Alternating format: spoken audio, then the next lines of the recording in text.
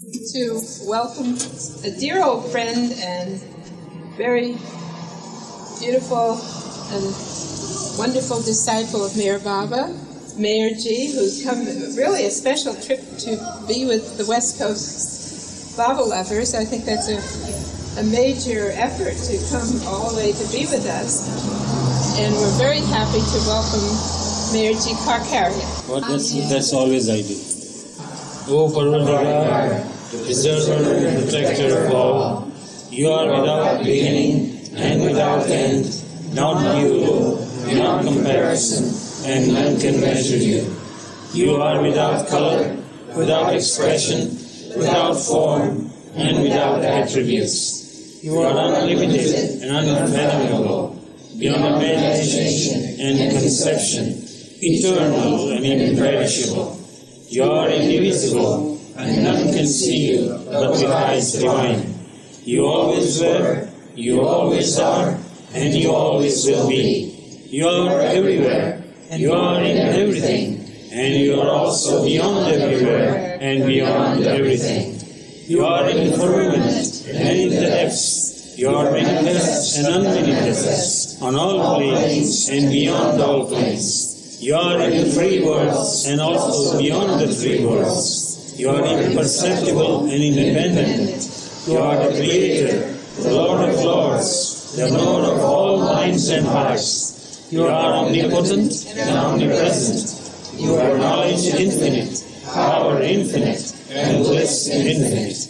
You are the ocean of knowledge, all-knowing, infinitely knowing, the knower of the past, the present, and the future, and you are knowledge itself. You are all merciful and eternally benevolent. You are the soul of souls, the one with infinite attributes. You are the Trinity of truth, knowledge, and bliss. You are the source of truth, the ocean of love. You are the Ancient One, the highest of the high. You are Prabhu and Parmeshwar. You are the beyond God and the beyond God also. You are Brahma, Allah, Ilahi, Yazdan, Ahura Master, and God the Beloved. Your name is God, the only one worthy of worship. Avatar Meher Baba ki jai. Avatar Meher Baba ki jai. Avatar Meher Baba ki jai. Do you remember the first time that prayer was ever said in front of Baba? Were you there? I don't remember, but I think I was there. I don't remember. Honestly. Can't call myself give any importance to me. I'm just like one of you. Only that I'm older in age.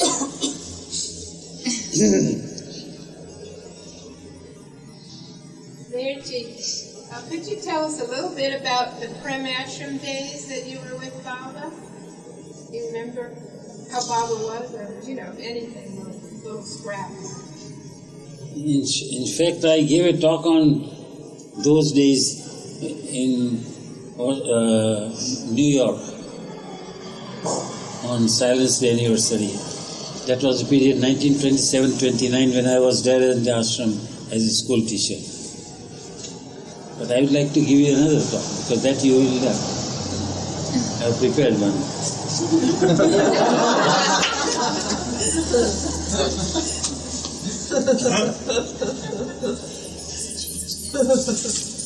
I got two pieces. One is to live with Meher Baba in the West. I think that will be more appropriate for you people.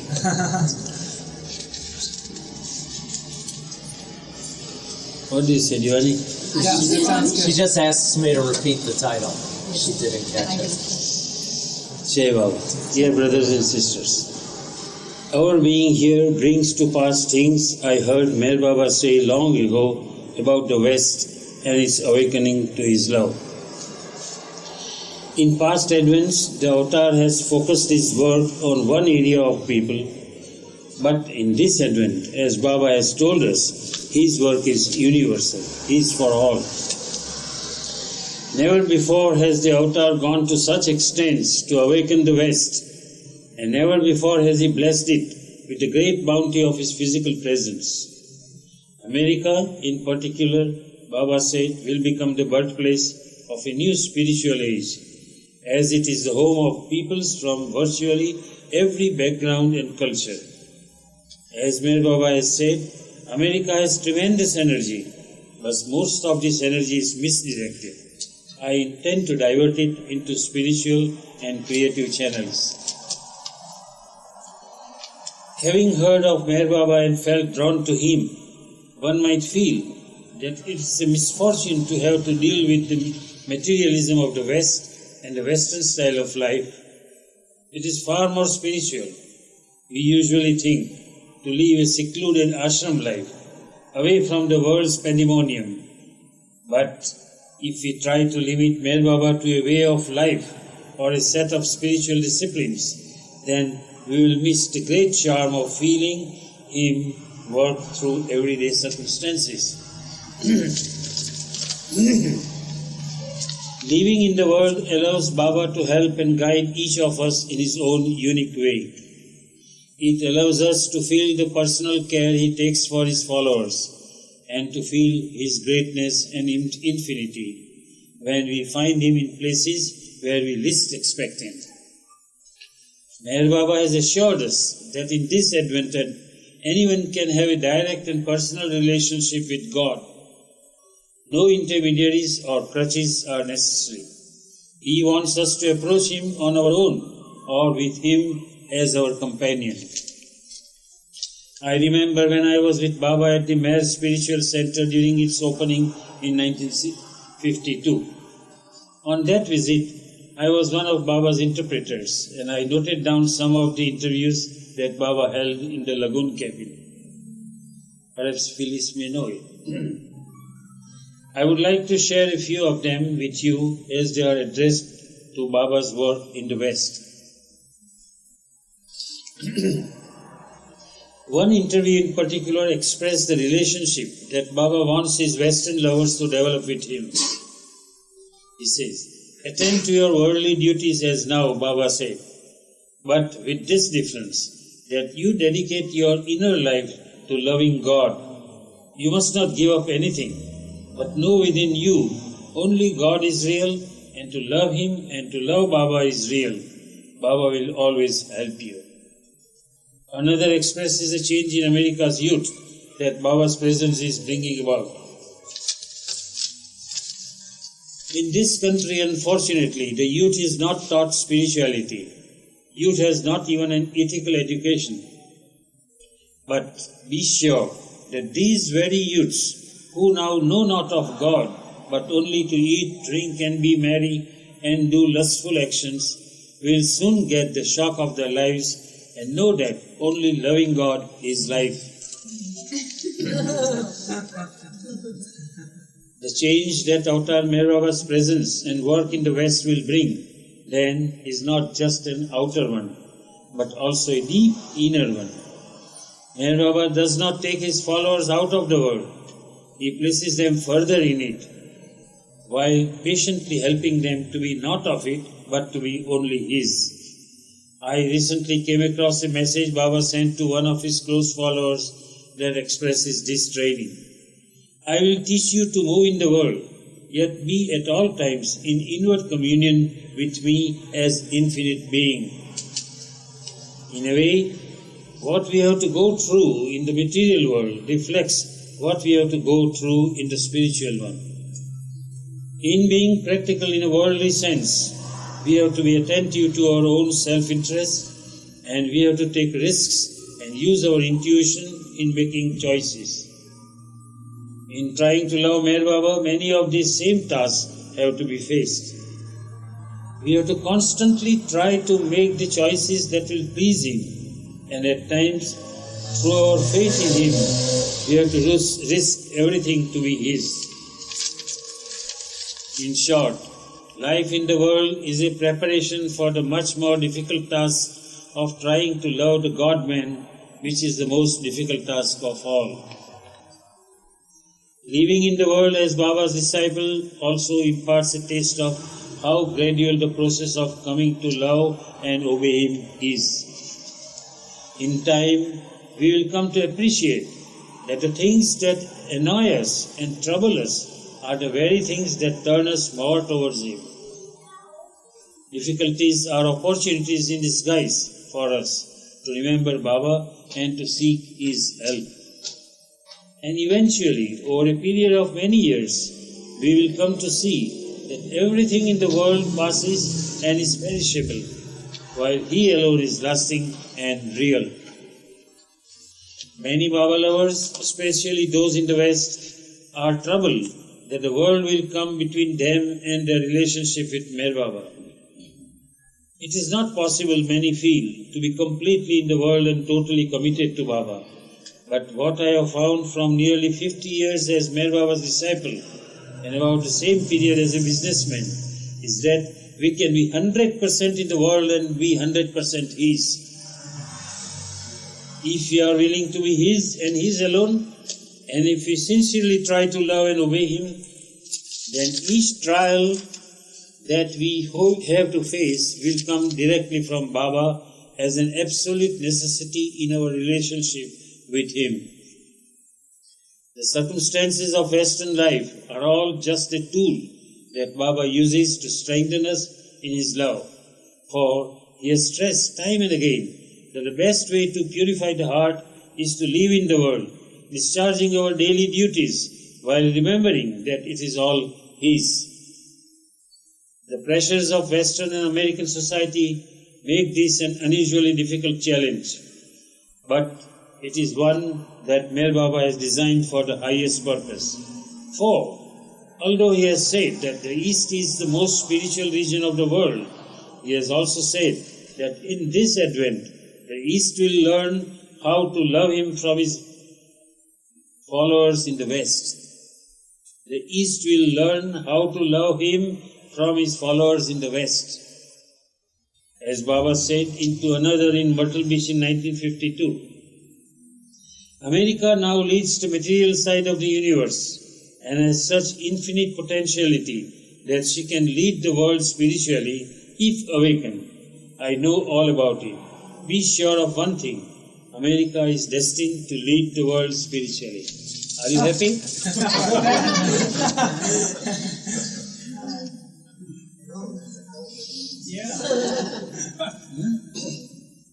I said, no, that's a hell of a task. Huh? That's a lot of work. Put in order. It's true. It's absolutely true. The energy that America has, if it is channeled in proper channels, yes, it will create that spiritual world, isn't it, Jacob? You know better. Meherjee, were you quoting Baba? Huh? Were you quoting Baba that America will lead the world spiritually? Is that from Baba? Do I follow Baba? Quoting. No, was that a quote from Baba? Is that a quote from Baba that the West would lead the world spiritually?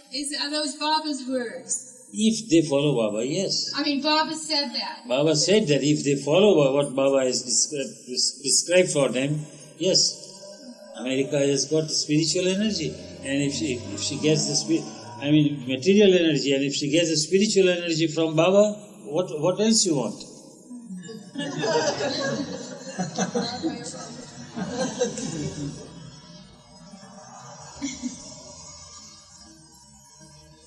Meherjee, you were saying that all of your tests come directly from Baba. Could you tell us about the time that Baba told you to have your wife, when she was having a child, go to a poor hospital as opposed to a wealthy one? Could you relate that story? We heard a little bit about that. Horse's nose. Well, it was in 1945 when my wife, Baba, ordered me to close down my business in Iran and come back to India. It was the month of October. He ordered me in May to close down the widespread business and come down in October. At that time, my wife was carrying the child and we were in Iran. We left Iran in October, and stayed in Bombay. We had no home at that time in Bombay, so we stayed in Taj Mahal Hotel and met Baba, that whom I was to deliver, my wife, whom I was to deliver the child. And where should she deliver, I asked. Baba said that either Kama Hospital in Bombay or Sasan Hospital in Pune. Well, we were in Bombay, so naturally we selected Kama Hospital, which is a hospital for the very poor people. It's a government municipal hospital for the very poor people, where even patients lie on floor. And my wife delivered the child there. So I always say that my child was born in a proper hospital with a silver spoon in her mouth. And she is now about 35 years, 34 years, and she's a doctor. May I say something? I worked in that hospital. We had she was a Jewish lady. Dr. Girard. I have never met any physician anywhere in this world, and I've worked Yes, in she was as intelligent, as sophisticated, as astute and devoted kind. as she was. I was trained under her, and it was always known that nobody could last in that place more than a year. You did your internship, and it was so hectic you had to leave. And I must give a credit to her that not a single patient was neglected. Not even a boil on your skin was allowed to go unnoticed. And we did have some private wards, but we treated everybody alike. And if I had to have a baby in Bombay, and if Dr. Girard would still be running the hospital, I would go there. It was the neatest, cleanest hospital, most aseptically run hospital, and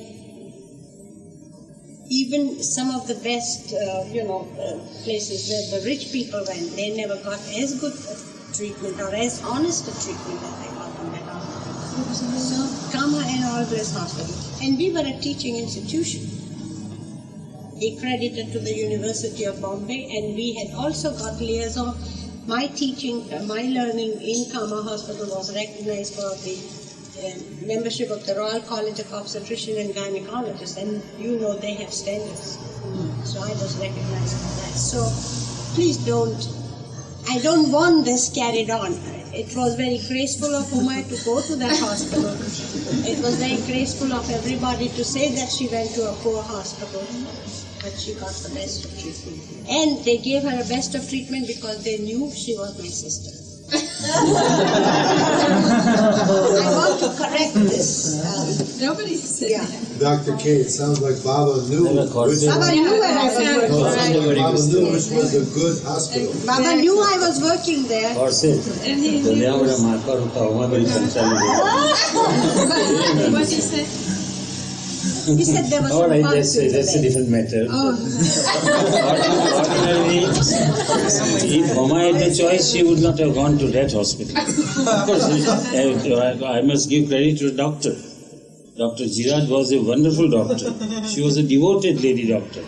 She never cared for money or anything. That is one thing was important. Well, Baba had his purpose that my wife should be delivered by her. She was a superb teacher. And she was an MD London. In those days, to be Yes. an MD of London University was a joke. She was an MD during the First World War, MD London. And she was the only one of her kind.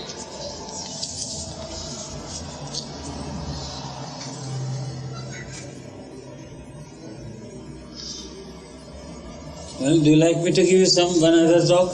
Yeah. Or we just questions and answers, whatever you like. Let's see what else you have. How about one more talk and then questions? Okay. Because Kaushal wants to go soon to her. She has to go early morning.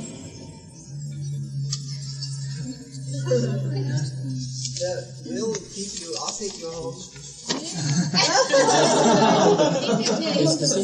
Jacko says he can give you a ride home. Right. Okay. You can take me to India even. Jai Baba, dear brothers and sisters. People often ask those of us who are with Meher Baba to compare this present period of his advent with the all-important periods when he was physically present. There is a difference, no doubt. And since Baba's passing, all who are close to him have come to depend more and more on his inner guidance.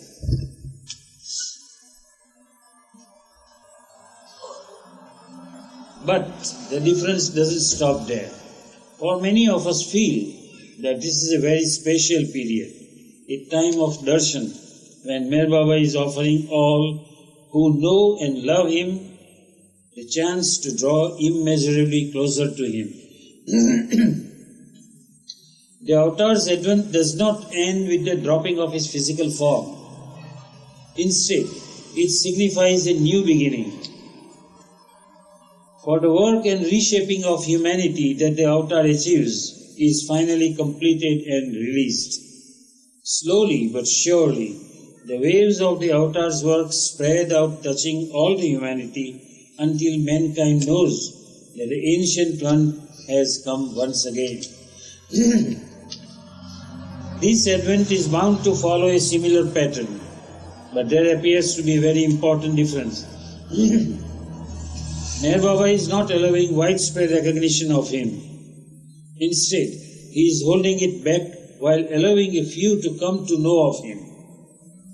Now is the time that he is strengthening the links with his lovers.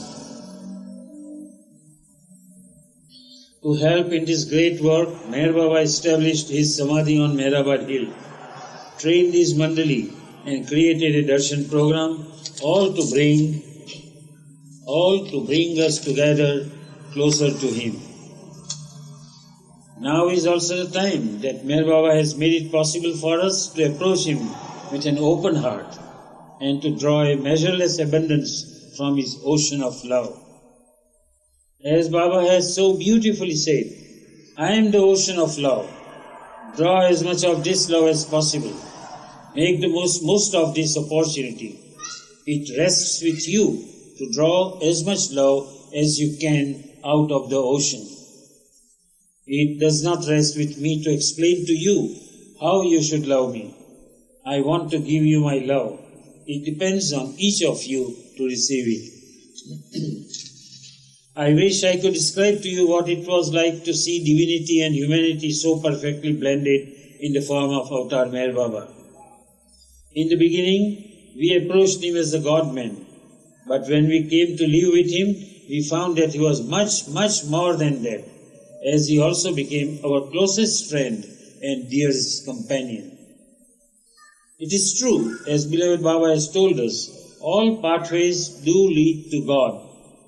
But to be directly linked with the avatar and witness his divinity expressed through a human form is the highest blessing of all. As Rumi has said in the Masnavi, regard all change as derived from the transmuter. Ignore the intermediaries, for by regarding the intermediaries, you will become far from their origin. Wherever the intermediaries increase, union with the origin is removed. In proportion as the intermediaries are less, the delight of attaining to union is greater.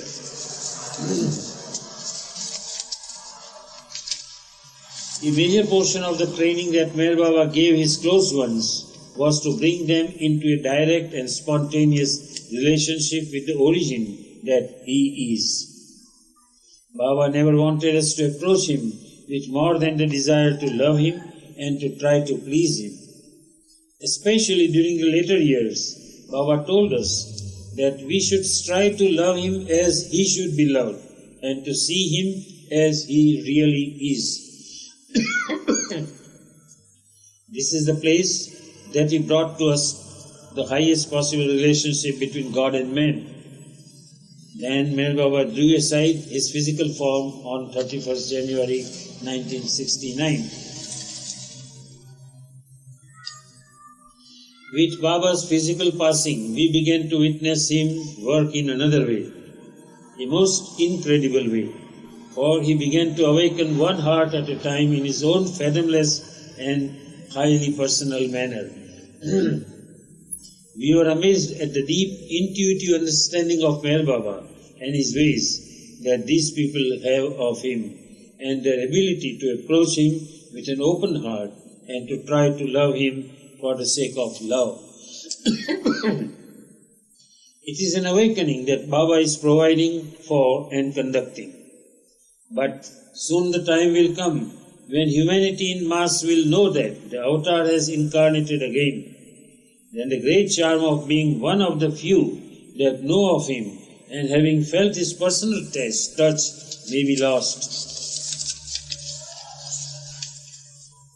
This is why I feel that now is the time when we should not lose the opportunity Baba has given us to draw closer to him. It is not any easy thing to do.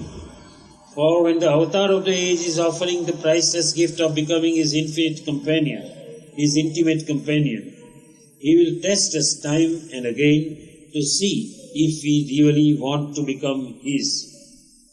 And we can never expect him to make it easy for us. In fact, it is the most difficult thing there is to do. Yet, no matter how many times we fail, Baba wants us to try and keep on trying. If we are determined to be his, he will help us over one obstacle after another and give us the strength to seek and find him more deeply within. No matter what our shortcomings, Baba wants all of his lovers to keep him foremost in their lives. As Baba showed us, he is both the goal of life's journey and the companion at each step along the way. He is the one without a second, whose only pleasure is to reign supreme in the hearts of his lovers. He is the King of Kings, the creator of all mankind, and he is also the slave of the love of his lovers. Thank you.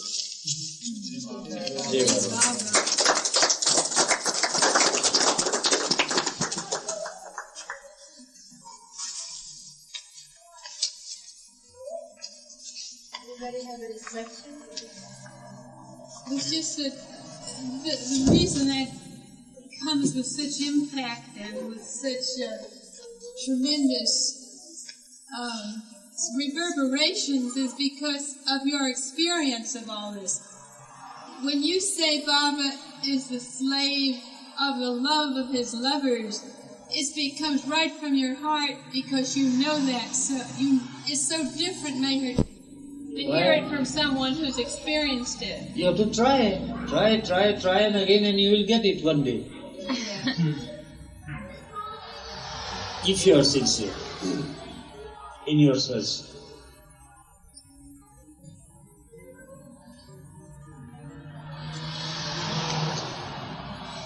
Meherjee, what was the hardest thing Baba ever gave you to do? The hardest thing Baba ever gave you to do? Hardest thing to do.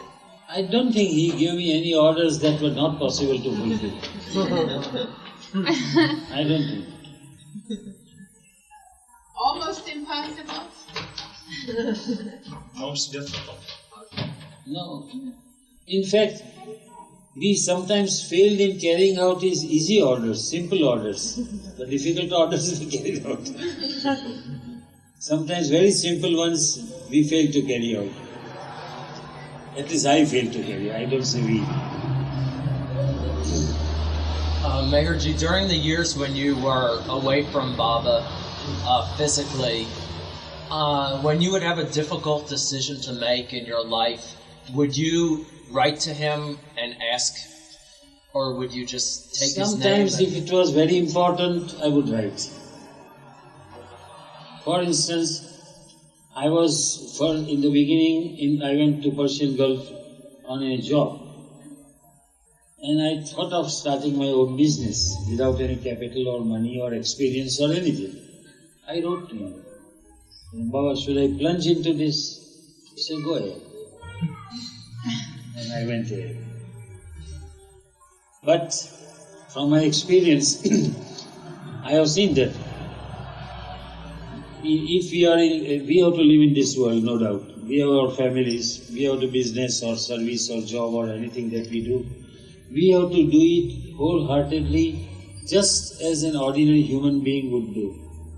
Suppose you don't know of anything about Baba and you are a businessman, you want to do business. What would you do? You use your brains, you put in your efforts. Same way we have to do. I am telling you from my experience, not from any authority. You have to do it, I do it, and then leave result to Baba. And normally, most of the time the result is to our liking. But at times he gives, when it's very easy and you know that you are sure to get something, you fail. That's also a trial, that's also in our own interest. I always say that we have to live life as an ordinary man. We are not to think of the future, because we have entrusted our future in His hands. Whatever He has designed is going to happen. Any amount of your thinking or worrying or imagining is not going to help you. So why worry about those things? Let us act in the living present. That's my... Well, I don't say that you should also do it or not. Let's look out. I always say that it's not wise to be emotionally drawn and do something and then afterwards to repent for it and then blame Baba that Baba did not help me.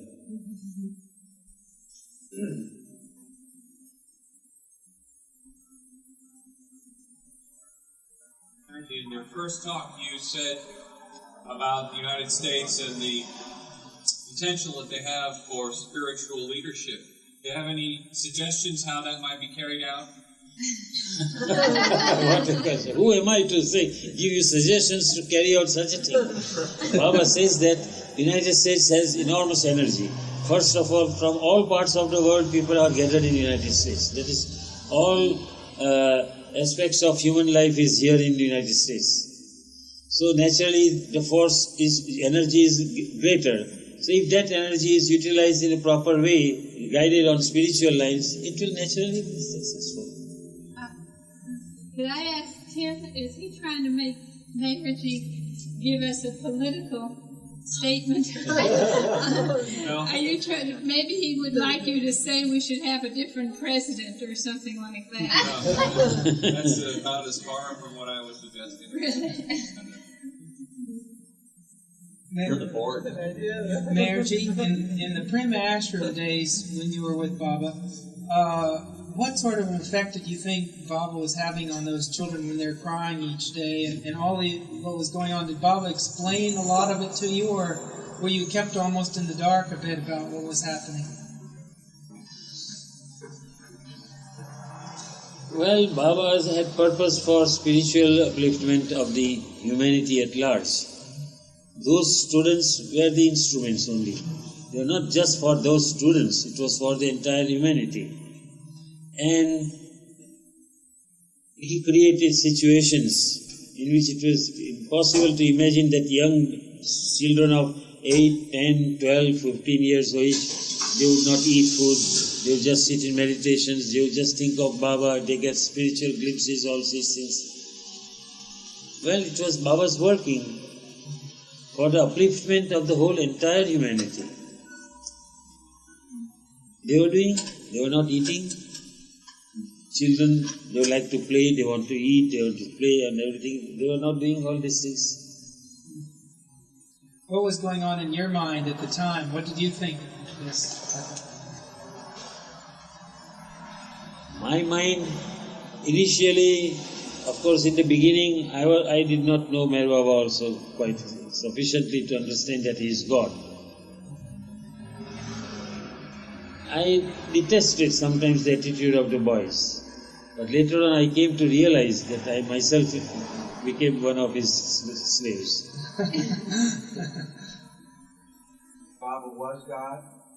He wanted to know, was there a specific time when you got the conviction that Baba was God? Yes. It was in the beginning. Particularly 2 incidents happened at that time. I have told this many times again and again. I have to repeat again. I think many of you know that. But many people are new. I had just joined Baba's school in the ashram. And one day, in those days, Baba was in seclusion in the cabin.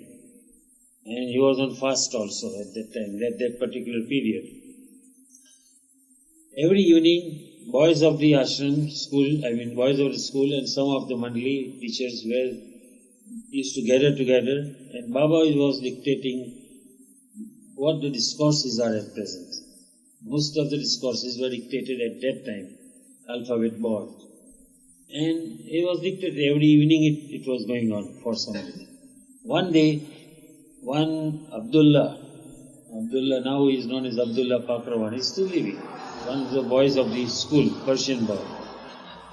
He was a staunch Mohammedan, a Sunni, and very fanatic also. He never believed in God. He had just come to Baba's school to get free education. He was sitting before, just as we are sitting here, on the floor, of course.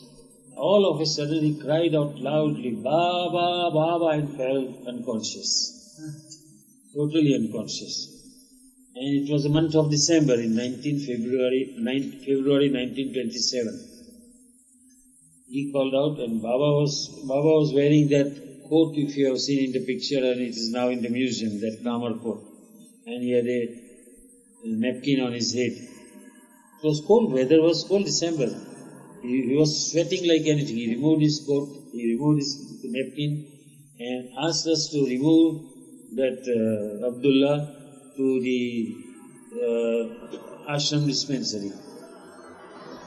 And then he explained that he is now experiencing experiences of the 6 planes saved. He was for 4 days unconscious, that boy, I remember. I was particularly there. He was fed forcibly milk or some liquid through mouth. His eyes were just like open. And he was seeing Baba in each and everything and everybody, even in animals. On 4th day, we were sitting near Baba. It was about lunchtime. And we heard him crying from his room. We heard it. Baba said he's crying, and he thinks that he's now coming to consciousness, and he thinks that the bliss that he was enjoying all this time is being taken away from him. Baba asked me to go and tell him that don't cry, the bliss that you are enjoying will remain with you in spite of your gaining consciousness. Well, that had a profound impression upon me. He became conscious. I said, well, here the man sees God in everything and everybody. That was one incident, yes. In the beginning of it was the first year of my staying with Baba. Second incident at that time happened. That also I have told last time also. One day, again we were sitting, and Baidul comes with a pot in his hand and some rice was in it. He comes and complains to Baba that today the rice is not properly cooked for the children. Baba calls Shagan, who was in charge of the kitchen. Remember, in those Baba ashram, the cook was not a professional cook. Anyone was asked to cook. Anyone who a graduate would ask to sweep the floors. That was not that. That Shagan was not a cook actually, but he was in charge of the kitchen. Baba called him. And Baba's purpose may be some different, which we cannot say what his purpose was. He was angry at Shagan. You so-and-so, you want to kill my children by cooking not rice properly. It was just semi-cooked, not rice. You are like this and you are like that. And he called Rostamji, and his brother was the superintendent of that ashram in those days. He called and asked him to give 4 strokes of cane on Shagan's head. And Shagan took like this 4 strokes and went away. Get out and go to. Within a few minutes, Baba sends, I will go and call back Shagan. Everyone went and they could not find him. I was the last sitting near him. Go and why you are sitting here? Go and find Shagan and bring him here. I and another Afsari, Rao Sahib, was a Persian teacher, a hefty fellow. We two approached the storeroom where grain was stored and where Shagan was on the point of slitting his throat with a barber's razor. And that Afsari, Rao Sahib, jumped up and caught his hand like that. I saw it. I have that picture still before my eyes. And he was brought back to Baba. And Baba again scolded him. You have surrendered your life to me. What right you have to take your life? That does not belong to you. What right you have to take your life? Of course, as usual, everything was quiet. Baba embraced him, kissed him and said. But these two incidents had very profound impression upon me. That here Baba is something. It's not to be taken for granted. He saved that man's life also. He was going to commit suicide. If that fellow was given spiritual advancement like this, a young boy of the school. Meherjee, how did it happen that you came to the Premashram as an instructor?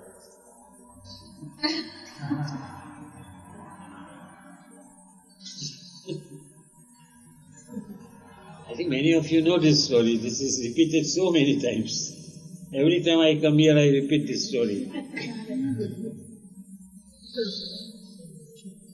See, actually it happened, I was studying in Ferguson College in Pune at that time, early 1927. And Chandji, you must have heard about Baba's first secretary, Chandji. His family was at that time in Pune, had come for a short holiday, and by coincidence we were living in the same compound. And we are also close relatives. So one day they could tell me that we are going tomorrow for a picnic to Ahmednagar. You also join us. I said, no, now is the time for examination. Next month is the exam. I cannot leave my studies and come with you. And the family thought that, well, he is not coming, what's it? It was about 10:30 late in the evening when I was studying in my room. Chandji comes and tells me, what's the use of studying hours and hours together? Come tomorrow for the picnic.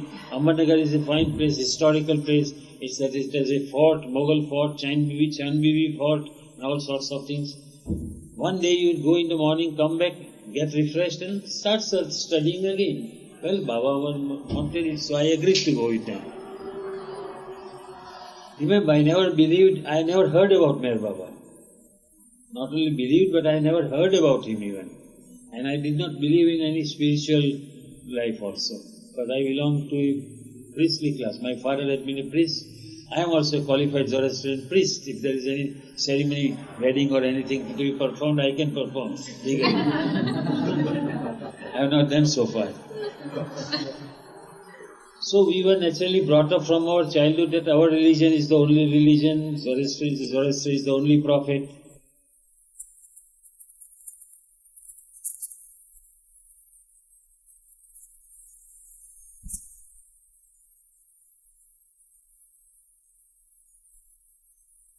Give me his hand, go on, shake hand with me. Friends, believe me, till today, it's now almost 54 years. I still do not forget what happened to me at that split second. At that split second, what happened to me, I am unable to describe. My ideas of study, I wanted to become a pharmaceutical chemist, studying in Germany, and all my hopes and advent all vanished in that split second. Okay? Let's go home. I have to get up early. Now you talk about pharmaceuticals. I have to work tomorrow. If you want, I really can give you a ride. No, I'm stuck in bed too. Take him. I'll do it. Come on, then.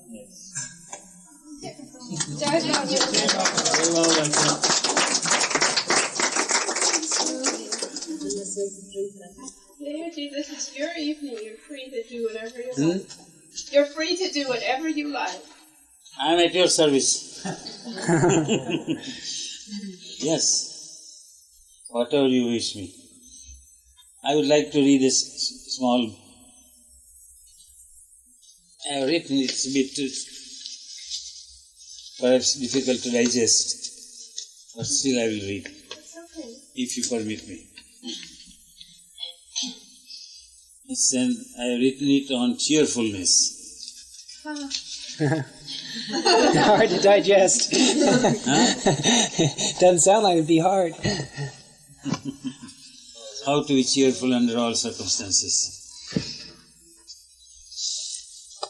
There are two possible ways one could spend life. The easier and more prevalent in these times of stress and strife, and in fact at all other times, is the way of depression and cheerlessness. Sorry, I read again. There are two possible ways one could spend life. The easier and more prevalent in these times of stress and strife, and in fact at all other times, is the way of depression and cheerlessness. The other, rather surprisingly more difficult one, is of course the directly opposite way of cheerfulness. The paradox lies in the fact that although the latter is a more enjoyable and hence natural way, the reverse situation always prevails, making it seem quite natural and normal for one to spend a lifetime in a depressed and moody way.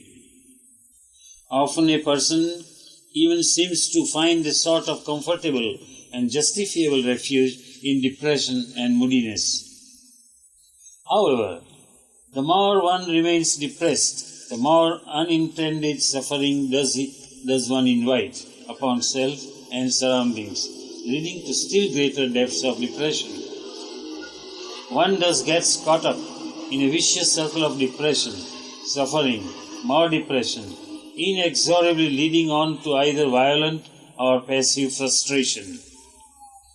What a needless waste of precious lifetime this could mean.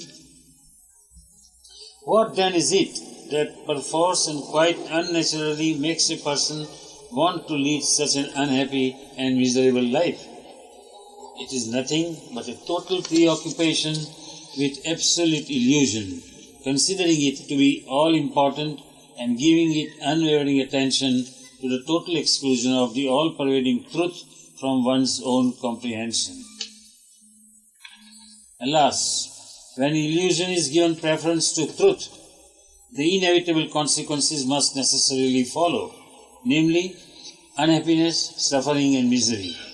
Unfortunately, many precious lifetimes of preoccupation with illusion have got to be spent before one gradually tires of this game and begins to give it increasingly less importance. Then the urge to seek the truth begins to predominate. In due course of time, this seeking inevitably leads one to the personification of truth and happiness, the perfect master or the avatar. The stage is now set for the commencement of the process of disentanglement with illusion, a painfully pleasurable experience, painful because each act of disentanglement that the master performs can be likened to the severance of a part of one's own false existence, and the consequent relief a pleasure. What was once an unrelieved experience of illusion with resultant pain and suffering now becomes an alternating experience of preoccupation with illusion and reality as repressed by the world and the master respectively, as represented by the world and the master respectively.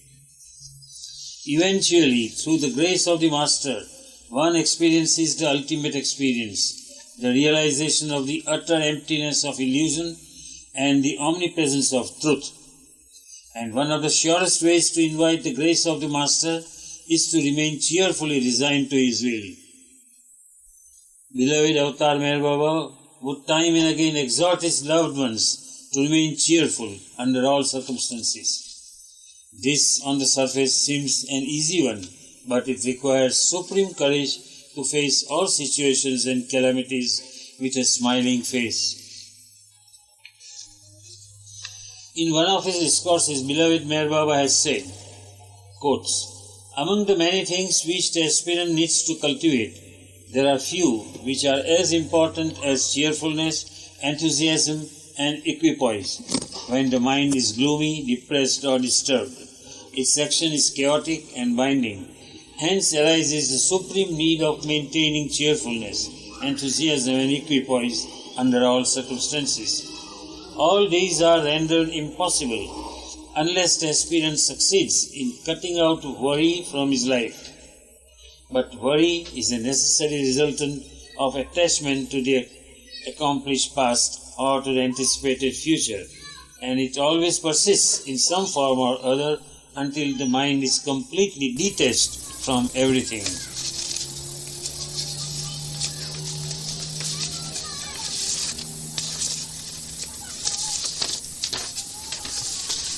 It is only the one who, because of his close association with the beloved Master, begins to realize the utter emptiness and worthlessness not only of each and every situation and illusion, but even of his very own separate existence, can make his permanent abode on the lofty and narrow reach of cheerful resignation to his will, avoiding the fathomless valleys of depression facing him on all sides.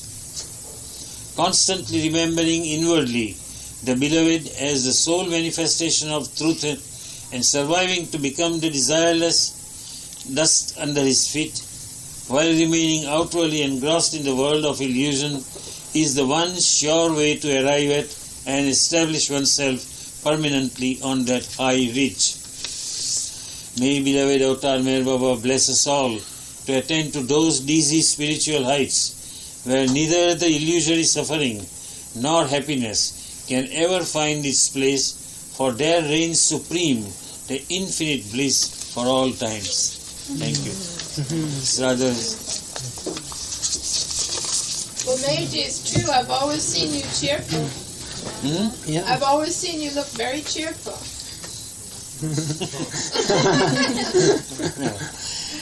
Maybe I didn't see exactly. I'm like a chameleon. I change my colors seeing the persons. When I see you people so happy, I feel cheerful. Change my colors. I have my depression also. I'm not perfect. I have my weaknesses in the world of, I'm living in the world. I always say that it's difficult to renounce everything and go into an ashram or in the meditation or something. But it's very difficult to have both, world and also the Baba. But he helps us, he guides us. I feel, well, you call it in Persian as Rahabar, means one who shows me the path. Not I say part of spirituality, but the day-to-day life. I do not worry about my spiritual life. Because, as I frequently say, having surrendered to Baba, well, it is in his hands. My spiritual life, my future or my past, I have not to think about. Future is in his hands. He is whatever he wishes, he will do. So why should I worry? Let me act in the present only. And I would advise everyone to do the same thing.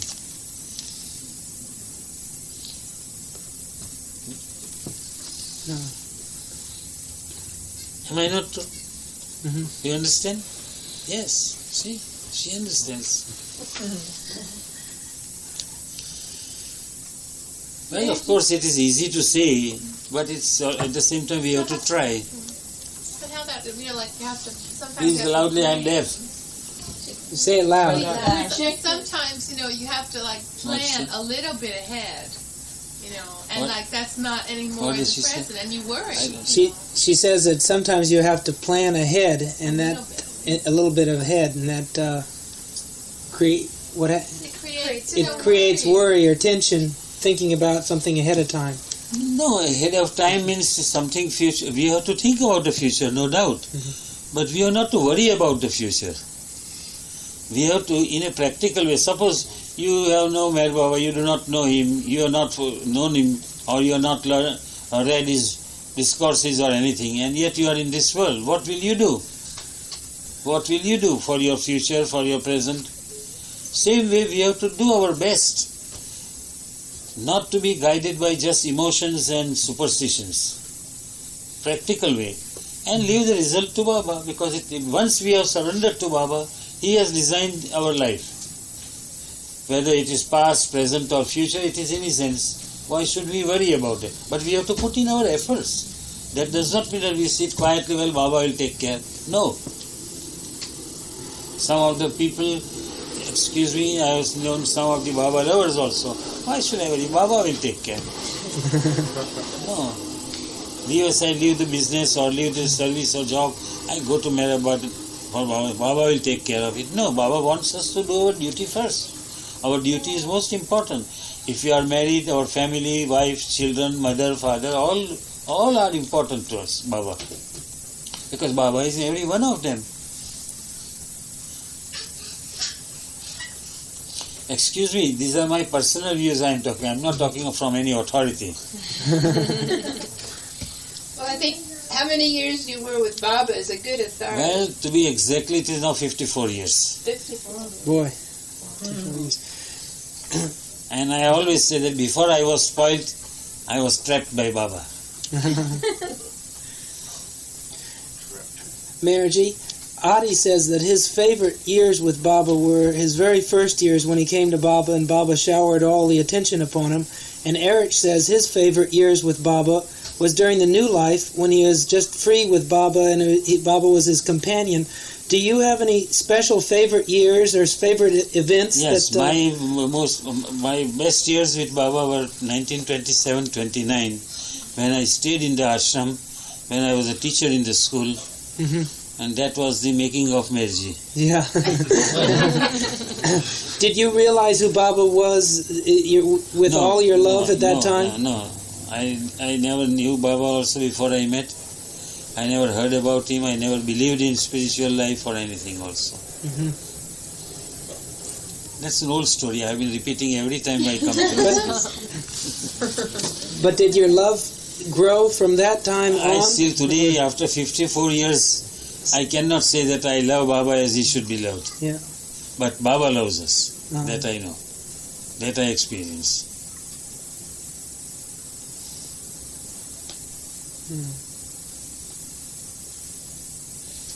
What about people who didn't meet Baba, Meherjee? For those who didn't meet Baba, do you have any hints or help? Visiting Baba? No. Didn't meet Baba. Do you have any special suggestions or hints for them? Those who have not met Baba. Right. Oh, yes, I have great respect for them. We met Baba. We saw Baba's working. We saw Baba's greatness and followed him. But those who are without seeing him physically are still following him and seeing him, I think they are more fortunate. They are more fortunate. They are nearer to Baba. It's according to me. Many may not agree with me. But I, honestly, not that I am just placating you or humoring you.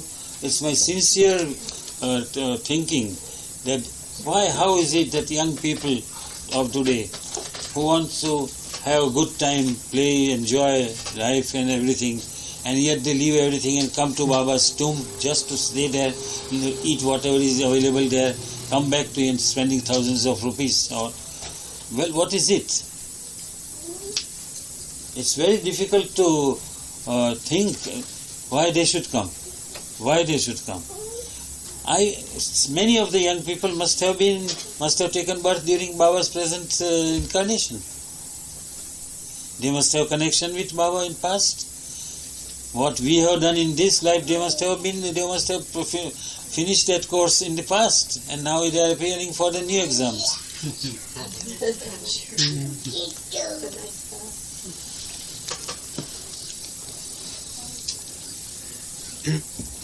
Meherjee, when your father came and took you away at that time, and Baba sent you away really at the time, do you think that was basically to help increase your longing for him?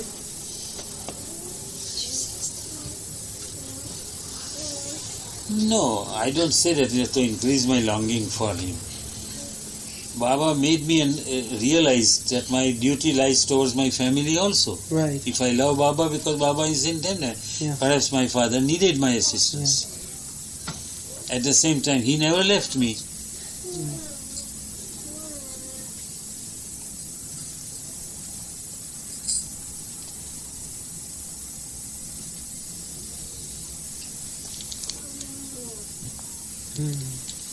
Meherjee, would you say some of the thoughts you have had about what Baba meant by the new humanity?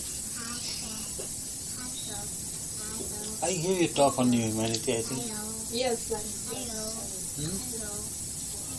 I hear you talk on new humanity. So what do you want me to say about new humanity?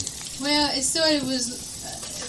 was a sort of a continuation of the subject that was started Well, with the this is- question about the people that haven't met Baba but Yeah. who love him so much. Well, the new humanity is, we see that today's young people coming to Baba. From a distance, thousands of miles, they come to India. Why should they come? They don't come to enjoy their eat, drink, or dance, or do anything.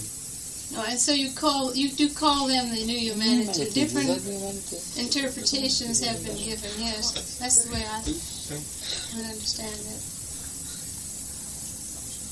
I personally feel that what Baba wants us is to lead a normal, practical life.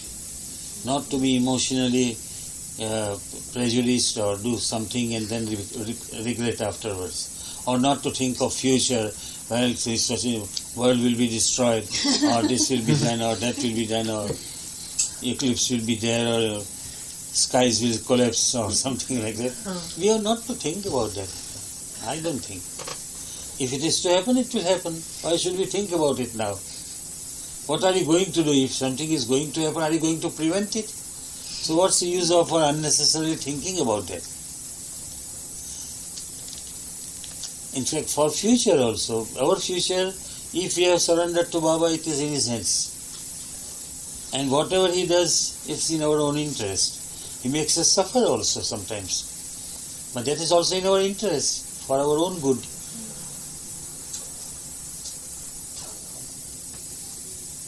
In the course of your business life, Meherjee, did Baba,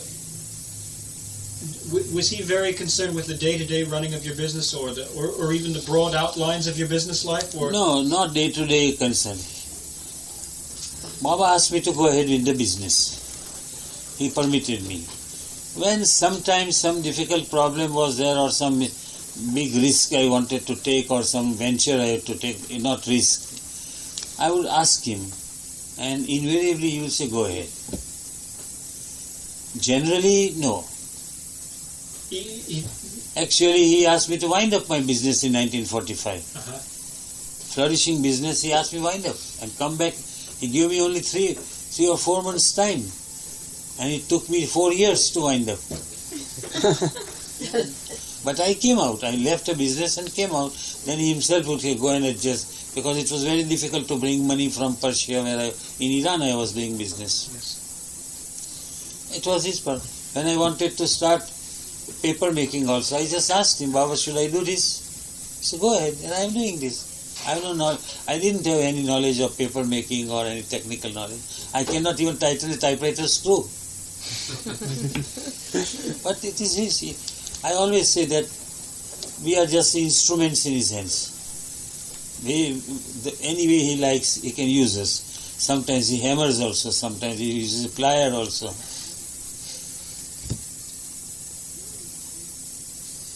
My advice to young people is to be practical and do the things in the most worldly manner as it is, leaving the result to Baba. But young people of today, I have come across many who just take in, Baba will take care of it, Baba will take care of it. No, Baba will take care of it, no doubt, if you put in your efforts in a practical way, not imaginary way. Suppose I am what we call an accountant. Suppose I am an accountant. My profession is accountancy and I write books. And I venture in to go for some horse racing or some practical, some manufacturing of some foodstuffs or something like that. I will not succeed. I will say, well, Baba will take care. No, I should not venture something which is not in my line of thinking.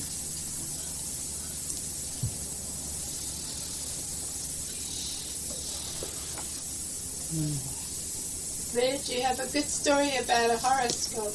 Did you tell that story about your horoscope again? Horoscope?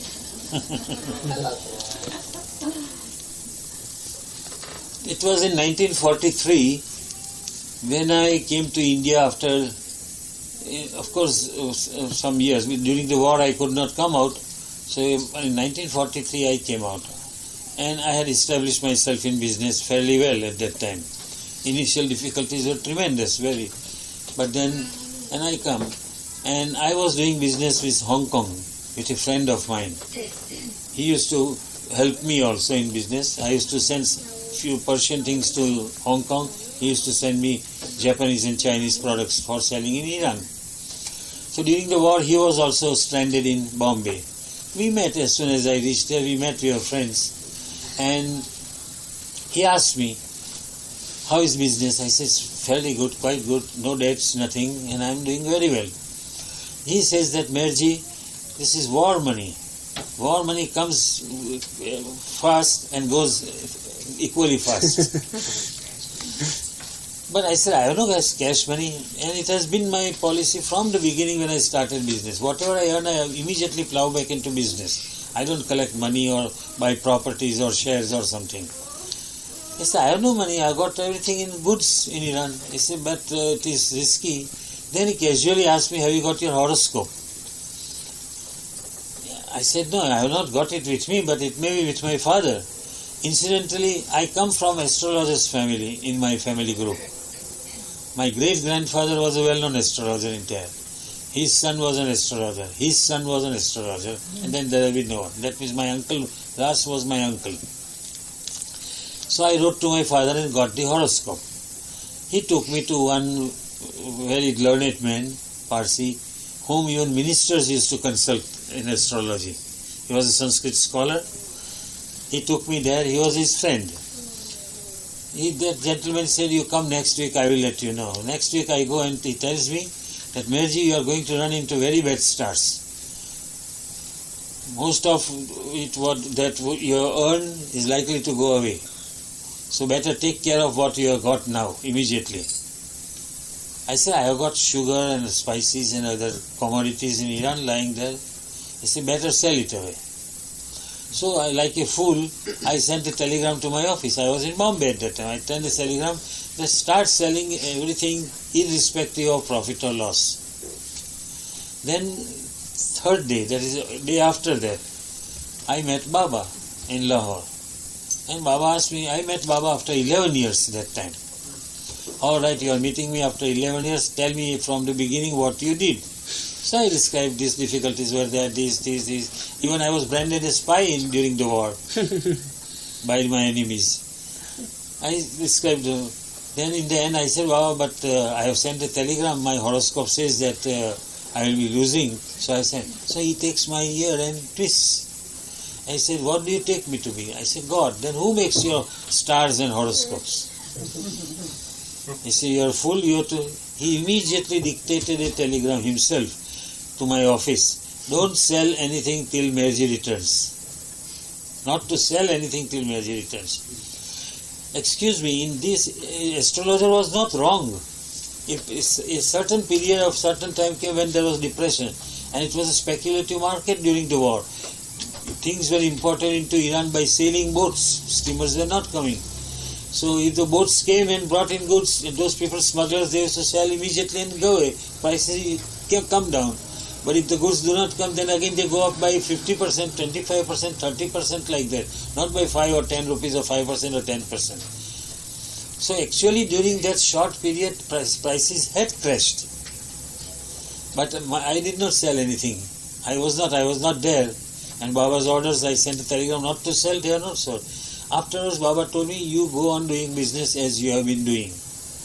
And believe me, friends, I made 150,000 rupees profit on those goods. That does not mean that Baba always gives us profit. Baba's purpose is there sometimes to give us profit also. And my horoscope states that my life ends at 69. I am today 75. Well, it is in his hands. I always say that whatever I do, honestly, sincerely, every day I pray that, may I be deserving of his love. Whatever I do, it is his working. Nothing. I am just an instrument. We all are in that respect. We are all his instruments if we have implicit faith and trust in him. Did you feel in 1926 you joined Baba? 27. 27. Did you feel immediately at that time Baba was God? No.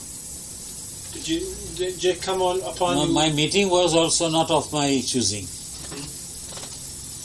I have told this story so many times, repeatedly I have said. But the feeling just came slowly for you?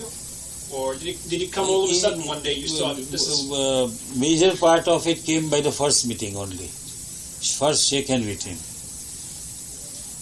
Then gradually I came to know. Seeing the affair, seeing the Baba's working and experiencing some minor things. It has no value, of course.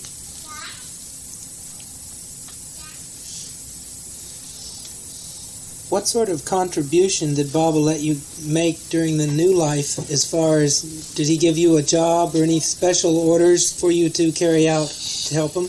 Yes, in the new life meeting, last meeting that he called some of the followers and gave them a circular letter with the promise that if you want to join me in new life, these are the conditions and this. And to me and Nariman Dadachanji, he did not give that.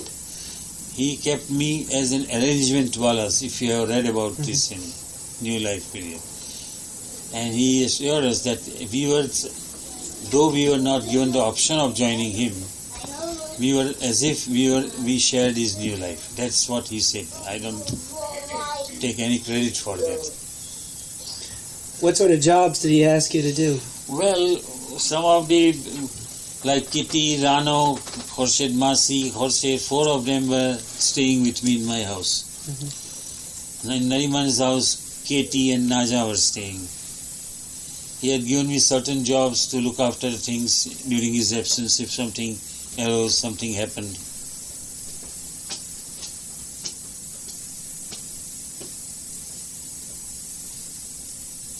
How did you feel when Baba dropped his body?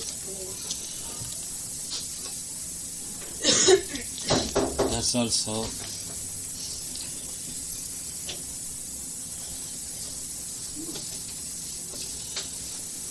Of course, you will know that during the last days, Baba was not in good health. First of all, his seclusion, that last seclusion was very severe. Many times he indicated that I have to keep my body going by thumping my thigh and something like that. It was very... And on 13th October 1968, exactly, he had called some members from Pune, Bombay. He was on his usual chair in the meeting room. He has put a small carpet before him. We were ordered not to step on the carpet, nor to touch Baba, not to speak anything from outside. Whatever Baba questions us, you have to reply only that. These are the conditions. On these conditions he has called us.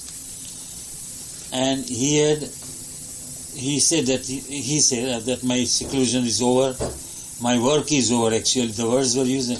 My work is over. My seclusion was this was the last seclusion. I had to keep my body going, otherwise I would have dropped the body. And I'm going to give my darshan in 69 June, as he had said. Even if I have to lie down, I will give. And I was asked to arrange for the chartered planes to bring the pilgrims from the west. You go ahead with the plans. Don't worry. I'm going to give the darshan. And then he asked us all to go. No more questions, no more anything. Just he had some purpose to call. Just when I was going out of the room, he called me. I know today is your birthday, he said. I don't embrace. Just take my hand and kiss it. Then he asked me how is business. I said, it's very good, it's going on. Then he said, it's going to be so much that you will not be able to cope with it. I immediately snapped. We are old crows, if we say. When Baba gives us some little loophole, we go on asking. I said, Baba, but you have just told us that everything will be destroyed, my work is over, 3/4 of the world will be destroyed. These are my words, you don't think. You go on doing as you are doing now. That's why I'm still today doing that. I have no necessity. In short, afterwards his health deteriorated. And I used to take doctor from Pune to him every now and then. I was the only one who was going to him. Excuse me, I don't take any credit for that, but he wanted me to bring the doctor, take him, bring him. I was in Pune nearby. On 30th January, about 26th or 27th January, excuse me, I had orders from Baba that whenever I leave Pune, even for a day to Bombay, I have to inform Baba that I am going for business or I am going for... And I had to go to Delhi for my business.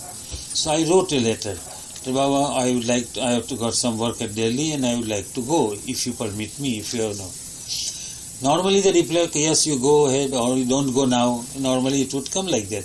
The reply to that letter was that your letter was read to Baba, your letter was read to Baba and Baba has been very pleased to note. He didn't say yes or he didn't say no. It was his grace that something touched me that no, I should not go. And I did not go. The very next day his telephone comes to my house that if Dr. Grant, who was treating him at that time, is coming to Ahmednagar, tell him that Gover will come to him at the hospital where he was going and give report on Baba's health. Again late in the evening telephone comes, tell Dr. Grant that if he can come to Meherabad and examine Baba, it will be better. And if you have nothing to do, you also come with him. Just he didn't order, but naturally when he said if you are free, you can also come. So I went with him. That was the last day before he dropped his body. Exactly 24 hours before. That was an unusual very. In those days, Baba never kissed anybody or never shook hands or never did anything. No one ever. We were all so frightened, not frightened, but dazed altogether, seeing Baba in that condition. So, plain dal soup, plain dal water, thin dal, not any meat or mutton or soup. Thin dal water was being fed with a straw to Baba. So Baba says, Baba calls me. He gives me that, feed me. I fed him. Then he says, take a spoon and put into my mouth. So what was remaining also there, I put into his mouth like that. Then he said, kiss me and go now. All these last few months he had never done this kissing or shaking or nothing was there. And then, I said, I did it and went. And he said, go and arrange for the charter planes. Yes, Elizabeth sent a telegram that Air India's manager from New York is visiting for the meeting in Bombay and Meherjee should see. So Baba said, you go and see him and arrange everything. So I went on 31st January morning, I went to Bombay and see how Baba's work is there. And I was to return in the evening. Evening will be maybe about 8:39, Deccan Queen comes. So our meeting was over with Air India's office at about 2:30 or so. And Air India went from Pune, was returning by Pune flight. And it was very difficult to get last minute ticket from Bombay-Pune shuttle. So it just came to me that if I also get a ticket, I will also go by air and reach Pune sooner. So Air India arranged for me the ticket also. And I returned to Pune. Instead of reaching at 9 o'clock in the evening, I reached at about 4:30 or about 5 o'clock or something like that. I go home. I was not at home. My servant tells me that there was a telephone that Baba has dropped his body and she has gone to bring flowers for Baba. Because home I knew that if I come to now, I will not wait for a minute, I will run away. So she left a message and went to buy some flowers for Baba's tomb.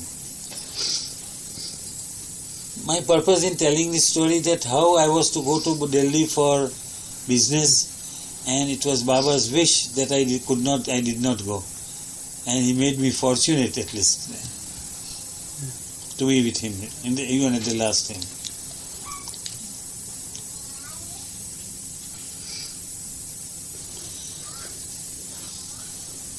must have been really tough to be with him when he was suffering.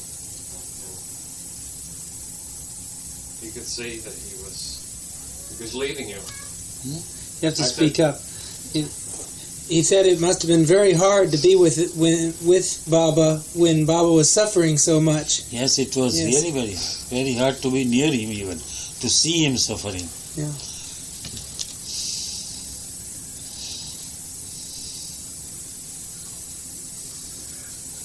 And he suffered for us. Primarily for those who are near him, those who follow him, and for the whole universe.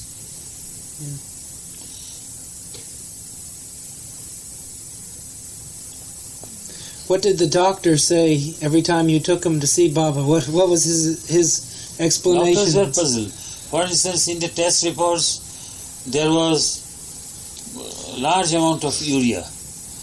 And his perspiration or his body never smelt of urea. No, almost normal.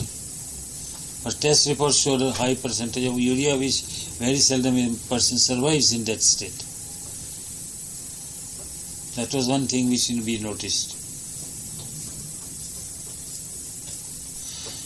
Well, doctor, excuse me, that 30th January when I took the doctor to him, last day before Monday, Baba himself tells the doctor that my time is near now, my time is near. So while returning with the doctor, I asked doctor, what do you feel about his health? Well, we cannot say, but Baba himself says that my time is near. I say, it is Baba's language, he says that, what do you think? Well, he says that way. And it happened.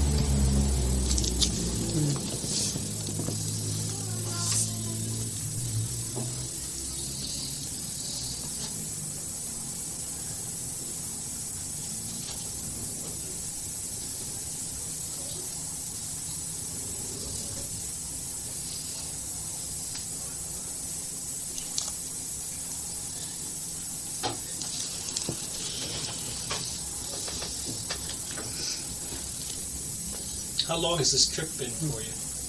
How long have you been out of India? How long? Have you been out of India this trip? Now I left India on 26th of June. I had been for 2 days in Paris, 3 days in London, and from 2nd July I am in United States.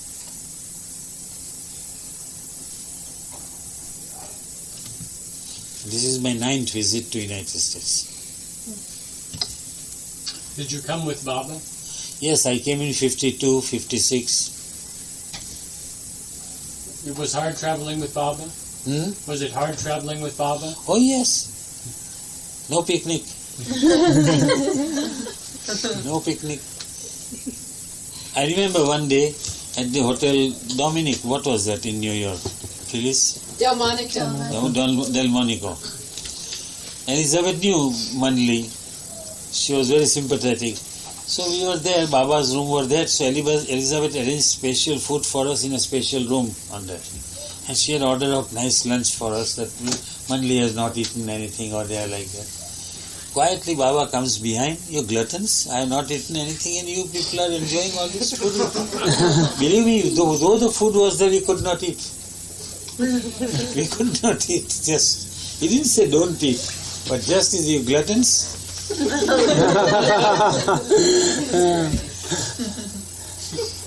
And at the same time, there were times when Baba would give us so much of food that we cannot eat even. For suppose some delicacy like sweet or something good thing, which you can hardly eat this much. He would give it so much, eat it.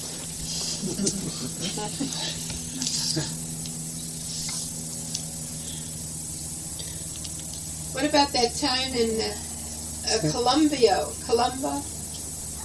in South America? Where was it that you went when you came back in '56 from Australia? In Sri Lanka, in Ceylon? Ceylon or something? Ceylon. Yeah. Ceylon, not Colombo. Colombo. Yes, that was a nice. You know how while returning from United States, we went to Australia at that time. So on the way, Baba says we are tired now, and it was the first journey going here and there everywhere. We would like to have a couple of days rest in Colombo. Can you arrange the ticket? I say yes, if you want, we'll change it and postpone it for 2 days later. Then we went to Australia and returning, he didn't ask to change. He said, let us go straight. We landed in Colombo. Not before landing in Colombo, Jakarta I think we were. Jakarta and then Singapore we landed. We landed in Singapore, it was evening, we were to sleep overnight there. We said we are all happy that tomorrow we'll be at home. And we had our food also. But that night Baba was restless whole night. First of all, he asked us to stop air conditioning. It was so hot, sweating. And the air conditioning of the hotel rooms was stopped for the rooms where we were and Baba was. Every few minutes he would call us. We were in other rooms, when Baba was in another room. So he would call us or something. He was tossing in his bed and all, restless totally. Then at 2 o'clock after midnight he tells me that, can I get my breakfast? I went down, there was no one there. The kitchen was closed, no one, not even some employee or somebody in charge, or even not a watchman was there, except in the desk. I see, there's no one. They will come in the morning at 6:30. So I know, you gluttons, you eat and I'm starving and you do not give care, you do not. I was arranging all this during the travels, Baba's tickets, Baba's food, everything, hotels, etc. I was arranging. You did not arrange for me. You should have kept something for me. Yes, if we had asked, we could have got it and kept it for him. But we had not asked. He did not ask, and I did not get it. Oh my God! Then hotel room will be open at 6:30. He said, "Oh, you are like this." Then before 6:30, also he said, "Come on, bag and baggage. Let us go down in the lobby." We came down. We had not washed even. We had not done anything. We come down. He walks on the footpath of the hotel, the lobby of the hotel. We follow him, we walk on. Then there were two buses. Two buses were there, BOS's buses. Which was to take us to airport. He said, which bus will take us to our airport? I said, that's first bus, naturally. First plane is our leaving, so this may be going. There was not the driver was not there, no one was there. Only the buses were standing. Come on, let us go and sit in the bus. He made us all sit in the bus. Then at about 7 minutes time of departure of the bus, that fellow came and said, this bus is not going, that second bus is going. You please go there. He got frightened again. You are like this and you are like that and you made me sit in this bus and now he had the purpose behind all this. It's not to us, it looks as if the Baba is behaving in this peculiar manner. I will tell you, it comes. So we went and sat in another bus. We were on the plane. On the plane also breakfast was served. We could not eat anything. We did not eat anything. Not even a cup of tea. We reached Colombo. Colombo we reached. We were all thinking that now we will reach Bombay today. We reached Colombo and then we are told that all flights are held up because Anglo-French have attacked Suez and there is war there and no flights are allowed to proceed further from here till further notice. Then Baba called us. Now you know, you all thought that I was mad when I had to stop this war. I did not want a war at that time. And it was my working, so you people all were there. It is not that. Now let us see when it. So after next day it was announced that, you must have heard about this story. It was America interfered and Anglo-French did not attack Egypt. Suez Canal. It was gone. So we returned. Now, it is not over. And now we were held up at Colombo. Our people in India were expecting us to come, but our plane was held up there. So Baba asked me to send it. At that time, Mandali and women were staying at Satara. So he asked me to send a telegram to Satara that we are here held up. We are all well. We'll be, as soon as the flight comes, we'll be coming. I sent a telegram, and Satara has two telegraph offices. One is Satara City and another is Camp Satara. Any of you who are in business know that New York is not two words in telegraph. When you send a telegraph, when you write New York, that does not mean two words. It is calculated as one word in telegraph. So as Camp Satara, I put one word. He comes and says, you are always economizing on things. Why don't you put two separate words? What difference it is going to make? This telegram is not going to reach. It will not reach. You have put it wrongly. Baba, I have sent you in this way so many telegrams already. Camp Satara address. I always do this way. All right, you have your own way. That telegram did not reach. That did not reach. And as soon as I returned, and naturally women and Dr. Donkin and that.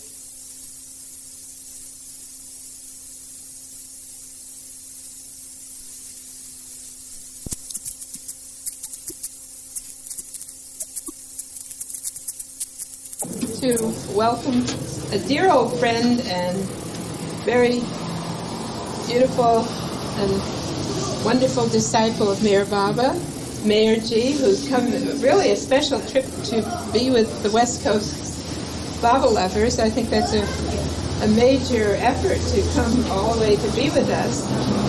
And we're very happy to welcome Meherjee Karkaria.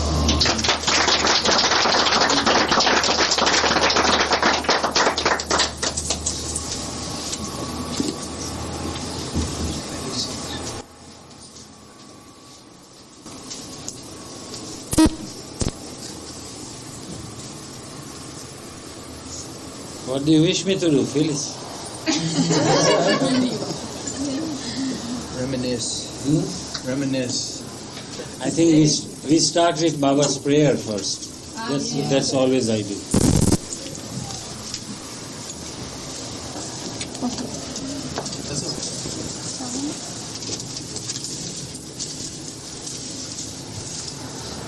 O Parvatigar, preserver and protector of all, you are without beginning and without end, not due, beyond comparison, and none can measure you. You are without color, without expression, without form, and without attributes. You are unlimited and unfathomable, beyond imagination and conception, eternal and imperishable.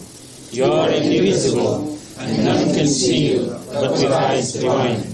You always were, you always are, and you always will be. You are everywhere, you are in everything, and you are also beyond everywhere and beyond everything. You are in the firmament and in the depths. You are manifest and unmanifest, on all planes and beyond all planes. You are in the three worlds and also beyond the three worlds. You are imperceptible and independent. You are the Creator, the Lord of Lords, the Lord of all minds and hearts. You are omnipotent and omnipresent. Your knowledge infinite, power infinite, and bliss infinite. Your devotion of knowledge, all-knowing, infinitely knowing, the knower of the past, the present, and the future, and your knowledge itself. You are all merciful and eternally benevolent. You are the soul of souls, the one with infinite attributes. You are the Trinity of truth, knowledge, and bliss. You are the source of truth, the ocean of love. You are the Ancient One, the highest of the high. You are Prabhu and Parmeshwar. You are the beyond God and the beyond God also. You are Brahma, Allah, Ilahi, Yazdan, Ahura Master, and God the Beloved. Your name is God, the only one worthy of worship. Avatar Meher Baba ki jai. Avatar Meher Baba ki jai. Avatar Meher Baba ki jai.